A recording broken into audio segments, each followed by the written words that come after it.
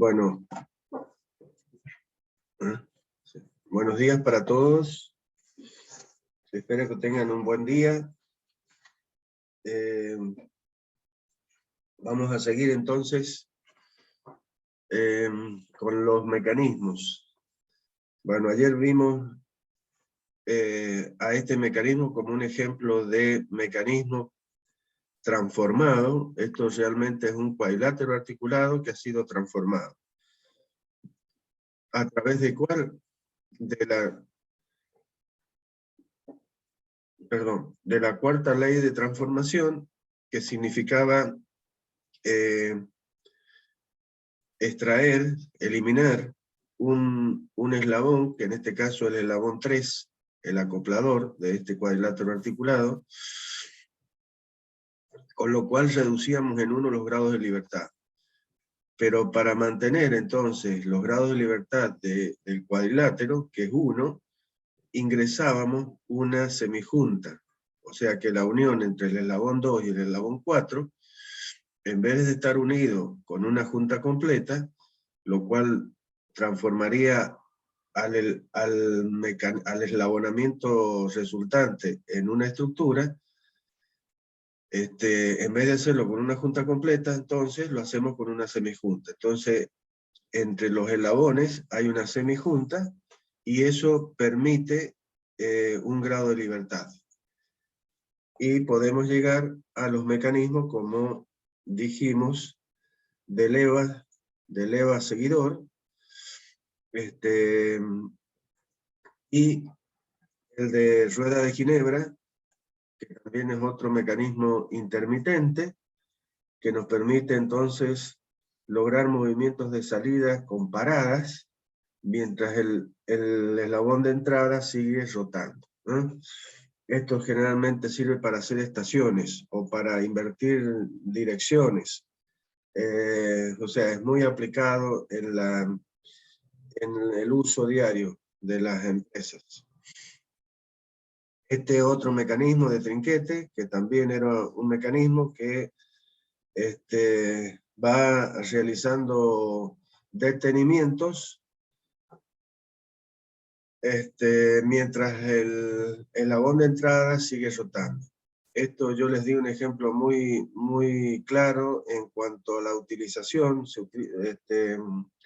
Para mover mesadas o bancadas de máquinas que van haciendo trabajo sobre una pieza, y este avance de la rueda de trinquete, que es la rueda que va rotando, que tiene dientes, está conectada a un tornillo patrón, mueve un tornillo patrón que hace avanzar a esa mesa un valor igual a la pasada, que se llama, o sea, al ancho de la pasada que va a mecanizar la herramienta.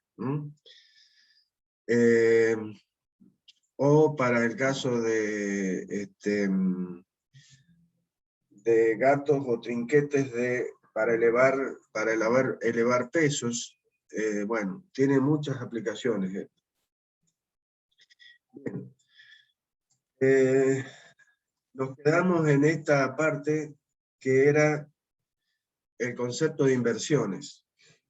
Además de transformaciones, nosotros podemos dar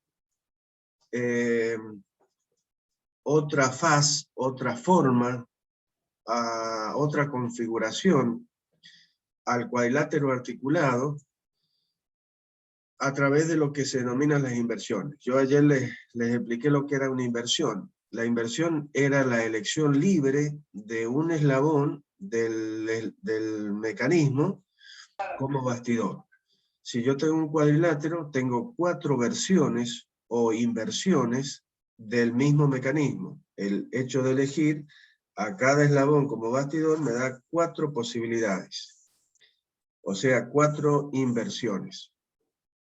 Ahora, esta situación, la búsqueda de esto es básicamente la de que al elegir un eslabón diferente del mecanismo, logremos movimientos diferentes del mecanismo. O sea, que podamos llegar a controlar de manera diferente los movimientos de salida de ese mecanismo con la misma configuración. O sea, la configuración, estoy hablando de la misma cantidad de eslabones, 4 eslabones, con las mismas longitudes y todo eso.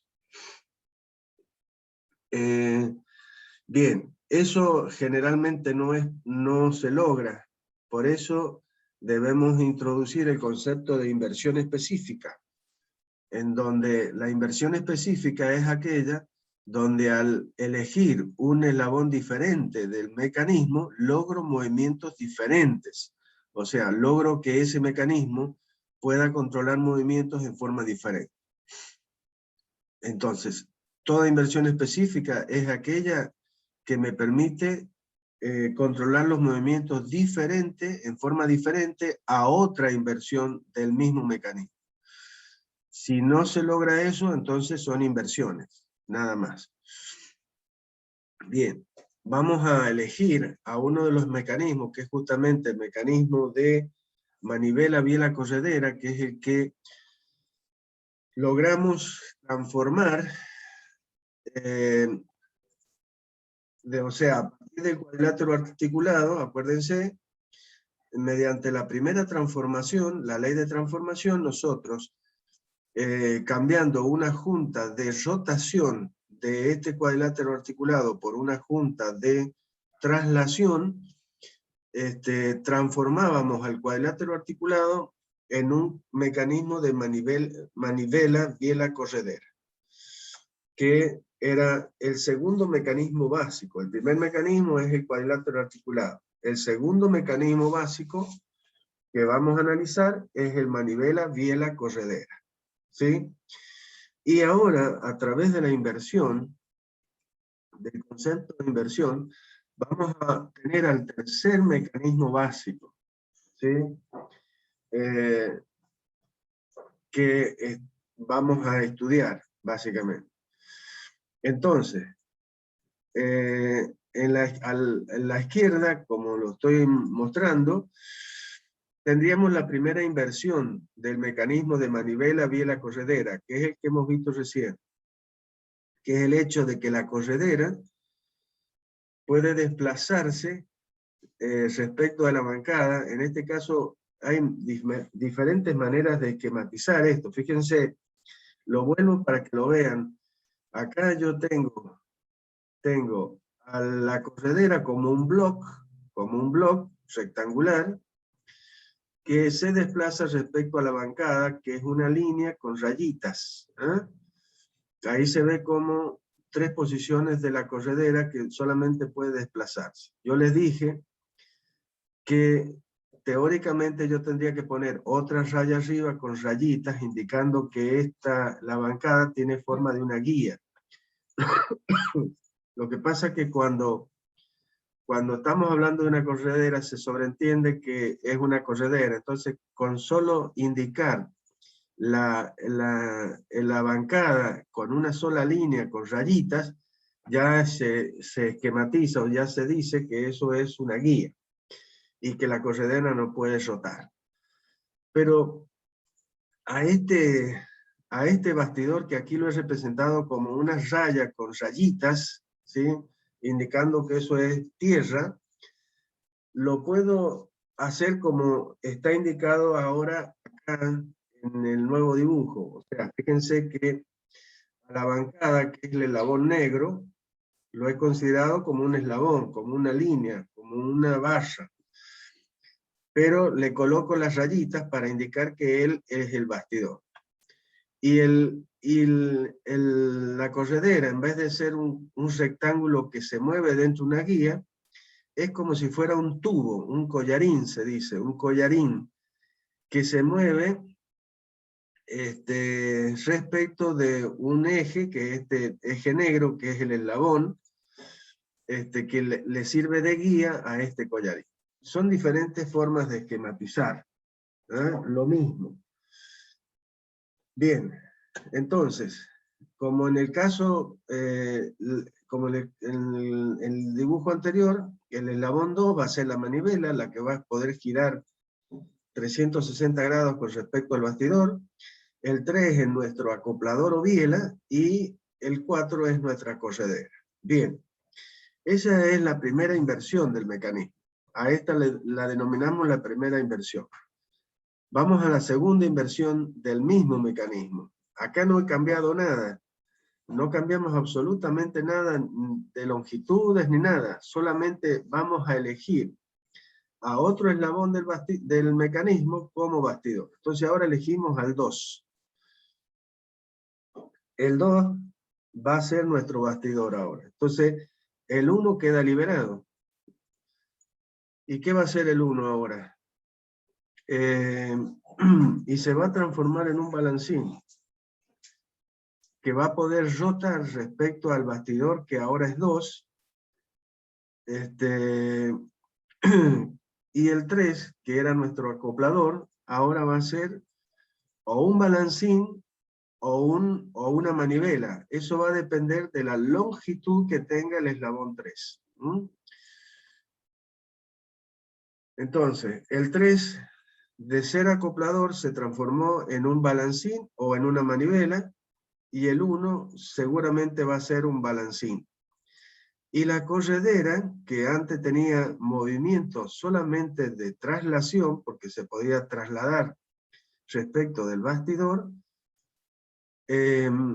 ahora va a tener movimiento de rotación, porque se encuentra sobre un eslabón que puede rotar, que es el 1, pero además, debido a que está conectado con el eslabón 3, va a poder desplazarse, porque si no se convertiría en un triángulo. Y un triángulo es una estructura. Entonces, ¿qué pasa? Que esta corredera puede desplazarse sobre el eslabón 1, cuando el eslabón 3 está rotando. Entonces, la corredera tiene movimiento de rototraslación. Primero, porque, como dije, puede rotar porque se encuentra sobre el eslabón 1. Y además se desplaza sobre el eslabón 1 debido a que está conectado con el 3, que está rotando también. Entonces, hemos transformado a este mecanismo de manivela corredera, donde la corredera solamente tenía movimiento de traslación, y es un mecanismo que está muy conocido porque es el mecanismo del motor, como dije ayer, que transforma la energía química de los gases que empujan a la corredera, que sería el pistón, y mueven a la manivela, que sería el cigüeñal, y que es donde se transforma la energía en energía mecánica. Bien, este mecanismo, que es la segunda inversión del mecanismo de manivela biela corredera, lo vamos a llamar, para diferenciarlo del primero, como de manivela corredera. ¿Por qué? Porque es manivela, que la manivela va a ser el 3, el eslabón 3, y corredera, básicamente. Este mecanismo, un mecanismo muy utilizado también en la práctica.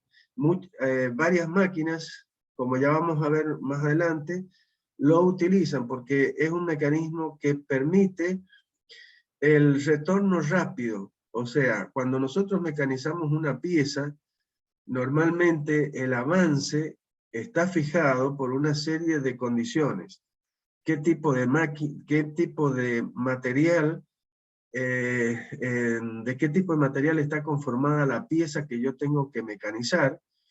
Y eso va a estar relacionado con la velocidad de avance de la herramienta, con el ancho y profundidad de la pasada, ¿sí? Que es el arranque de viruta. Porque cuando uno mecaniza, entre otras cosas, la forma de mecanizar es por arranque de viruta. O sea, una herramienta que es como, para que se den una idea, agarrar un cuchillo y moverlo, desplazarlo sobre un paquete de manteca, sobre una barra de manteca. Entonces, ¿qué se genera cuando uno va moviendo? Y una viruta, o sea, un arranque, ¿sí? Que eso es lo que se llama viruta. Lo digo por aquellos que no tienen conocimiento de estas cosas, pero que son importantes que las tengan y para que entiendan para qué sirve una máquina, básicamente, y que esta máquina tiene un mecanismo tal como este, donde yo puedo manejar la velocidad del avance, que es la que a mí me interesa fijar por lo que estoy diciendo, porque tengo un material, puedo tener un material que puede ser aluminio, hierro, acero, o sea, cualquier tipo de material que me va a obligar a utilizar diferentes velocidades de avance. Entonces, esa es la que yo debo manejar.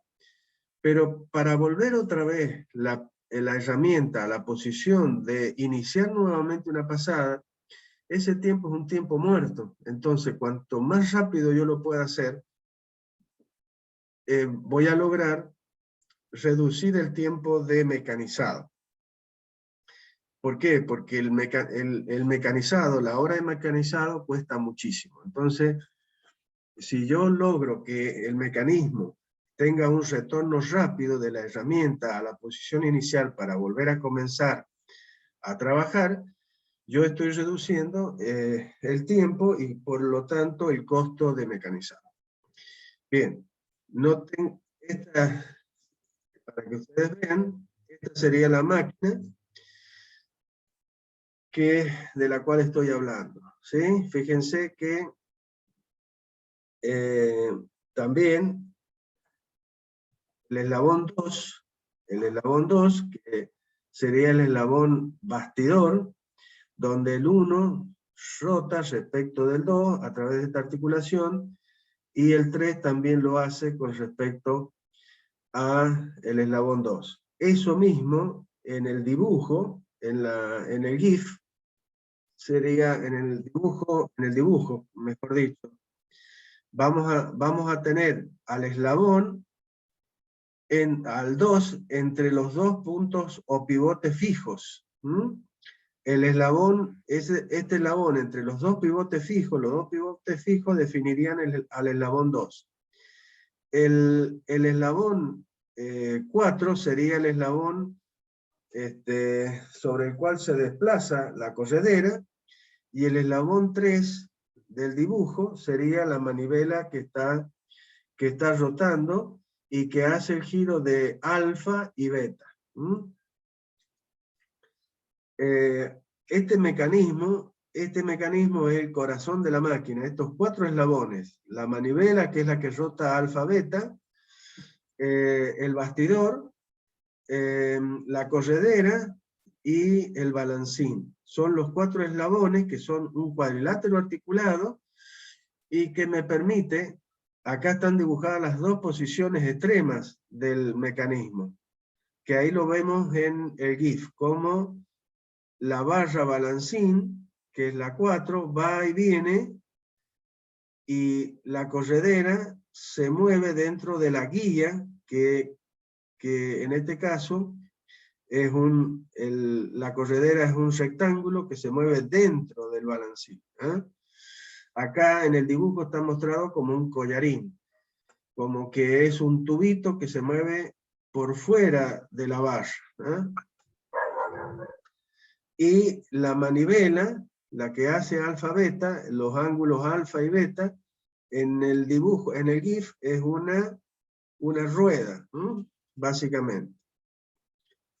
Luego, vemos la conexión del balancín de salida con otra biela, y finalmente con otro bloque rectangular que está esquematizando justamente al carro, la parte superior de la máquina, en el GIF, donde va en el extremo, fíjense, en el extremo del carro superior está una piecita que es la herramienta. Acá faltaría colocar la otra mesa de esta máquina, donde está colocada la pieza que yo estoy mecanizando. Esta herramienta la está mecanizando quitándole material, básicamente. Entonces, lo que quería era mostrarle cómo con una inversión, o sea, con el hecho de haber elegido a un eslabón diferente del mecanismo, yo tengo esta máquina que se llama limadora. Básicamente, limadora, y si yo tuviera al mecanismo, o sea, a la primera inversión tendríamos lo que, permítanme volver, disculpen, ¿a quién? Al motor. El motor tiene en su interior un mecanismo que es la primera inversión. Es la manivela, biela, corredera. Donde elegimos al eslabón 1 como bastidor. Ahora, al elegir al 2 como bastidor, ¿qué hemos logrado? Esta máquina. Una máquina que permite retornos rápidos. Si ustedes ven, cuando avanza tiene una velocidad y cuando vuelve tiene una velocidad mayor. ¿Ah? ¿Por qué? Porque el ángulo que tiene que recorrer es más grande. Perdón.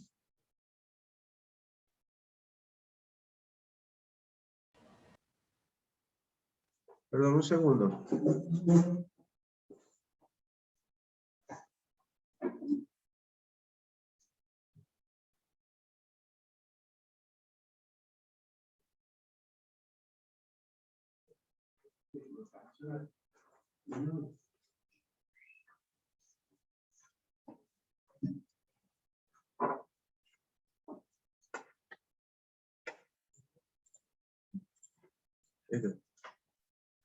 Perdón, disculpen un segundo. Entonces, con la inversión hemos logrado una máquina diferente. La primera inversión, la corredera solo tiene movimiento de traslación. En la segunda, la corredera tiene movimiento de rototraslación. Bien, tercera inversión. Si yo elijo ahora al acoplador como bastidor, ¿qué va a suceder? Que el 2 va a tomar otra vez su carácter de manivela, que va a generar 360 grados con respecto al bastidor, que ahora es el 3. El balancín se va a mover como una pieza que va a poder rotar, pero a la vez va a poder trasladarse. Y la corredera, en este caso, es un eslabón que solamente va a poder rotar. ¿Por qué? Y porque está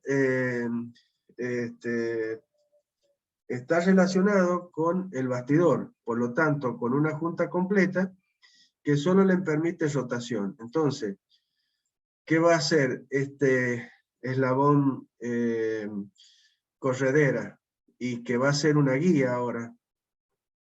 No va a ser una corredera, sino una guía que va a poder rotar y va a ubicarse con esa rotación acompañando a esta barra 1 que va a ir a la vez de rotar, trasladándose, porque está conectada a la barra 2 que está rotando. ¿Ah? Y finalmente, este mecanismo donde, ¿qué nos quedaba hacer bastidor? Ir a la corredera. Entonces ahora la corredera es el bastidor. Es realmente una guía que no puede, le hemos restringido todos sus grados de libertad. Finalmente va a ser una guía, donde el eslabón 1 tiene que obligadamente moverse en la dirección que le manda la guía. Entonces va a poder desplazarse sin poder rotar. Y el eslabón 3 va a ser un eslabón que puede rotar respecto del punto de articulación con la barra 4, que era la antigua corredera, que ahora es una guía, y el eslabón 2 va a poder hacer movimiento de rotación, porque va a rotar, pero rotación respecto del eslabón 3, pero como el 3 también puede rotar, también se va a poder desplazar. Bien, este mecanismo está mostrado, perdón que vuelva para atrás, pero es justamente el mecanismo de la bomba. Si ustedes ven, acá yo tengo el cuerpo de la bomba, que es todo el surtidor, básicamente es la corredera que hemos fijado. El eslabón 4, que es el que puede desplazarse dentro de la corredera, solamente con movimiento de traslación. Después tenemos el eslabón 3 y el eslabón 2, que es nuestra manivela. Entonces, esto es una bomba de campo, es una bomba que sirve para extraer agua de una cisterna, de una pileta, básicamente. Bien. Lo importante, y lo que realmente me importa, es que ustedes vean que al elegir, en este caso, eslabones diferentes como bastidor, hemos logrado mecanismos diferentes. Es decir, que un mecanismo de manivela, biela, corredera, que es la primera inversión de este mecanismo, hemos logrado 4 versiones o inversiones específicas, porque cada una de ellas nos da la posibilidad de controlar movimientos de diferentes formas. Bien. Perfecto. Vamos a la condición de Grasov. Con la condición de Grasov también vamos a ver las diferentes inversiones, pero de un cuadrilátero articulado.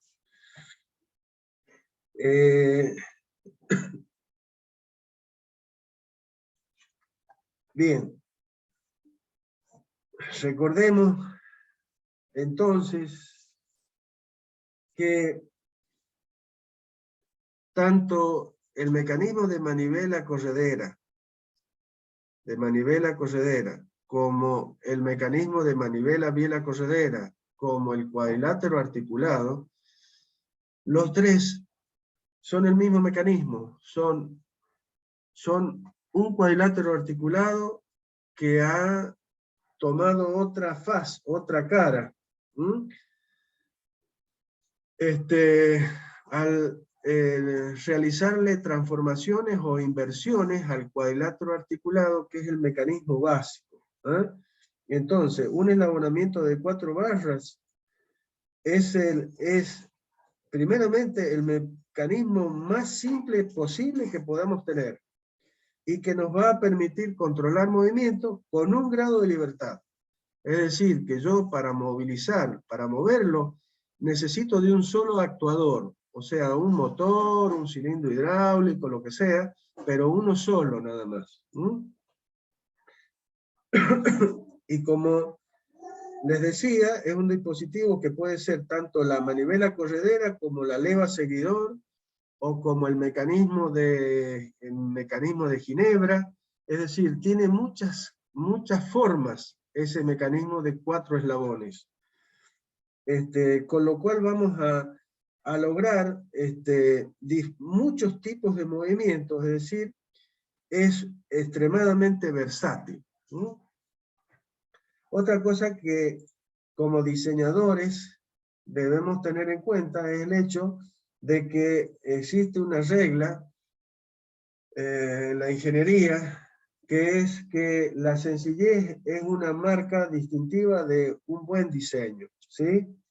O sea, si nosotros como ingenieros logramos controlar movimientos usando o diseñando un eslabonamiento con el mínimo número de barras, ¿sí?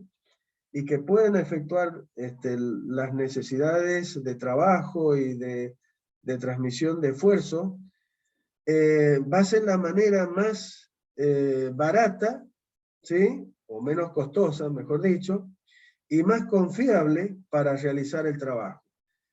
¿Por qué más confiable? Menos costosa, desde ya lo entendemos, porque con 4 barras, no es lo mismo con 5 barras, que eso va a significar, si ustedes aplican la ecuación de Kurzbach a un mecanismo de 5 barras, van a ver que les va a dar 2 grados de libertad. 2 grados de libertad significa tener 2 motores, pero además de los 2 motores, como ya lo hablamos, necesitamos de un sistema inteligente para que controle el movimiento de esos motores. Es decir, cada vez se complica más, que es necesario. No digo que no sea necesario en ciertas aplicaciones, pero uno tiene que tener la tendencia a lograr el control de los movimientos con el mínimo costo. Y eso significa pensar inmediatamente que uno va a diseñar en un cuadrilátero articulado. Bien.